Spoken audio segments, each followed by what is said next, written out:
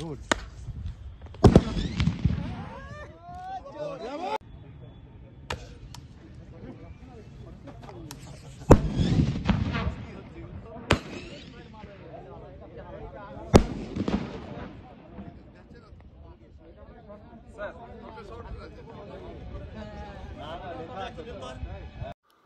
দক্ষিণ দিনাজপুর জেলা পুলিশের উদ্যোগে শুরু হলো পুলিশের অপ্রাণঘাতী অস্ত্রের প্রশিক্ষণ শিবির।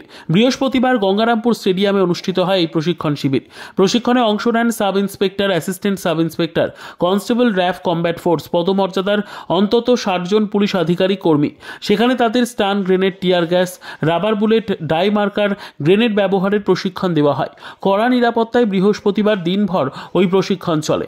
প্রসঙ্গত, অশান্তির পরিস্থিতি সামাল দিতে গিয়ে অনেক সময় লাঠি চার্জ করেও বিক্ষোভকারীদের বাগে আনা যায় না।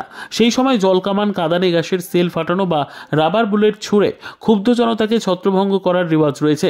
সেই জন্য পুলিশের আধিকারিক এবং কর্মীদের বিশেষ প্রশিক্ষণ দেওয়া হলো। বৃহস্পতিবার তেমনই একটি প্রশিক্ষণ শিবির হলো গঙ্গারামপুর স্টেডিয়ামে। এদিন গঙ্গারামপুর স্টেডিয়ামে হাজির হয়ে প্রশিক্ষণের কাজ খতিয়ে দেখেন অতিরিক্ত পুলিশ সুপার ইন্দ্রজিৎ সরকার, মহকুমা পুলিশ আধিকারিক দীপাঞ্জন ভট্টাচার্য ও গঙ্গারামপুর থানার আইসি শান্তনু মিত্র। ব্যুরো রিপোর্ট, উত্তর বাংলা সংবাদ।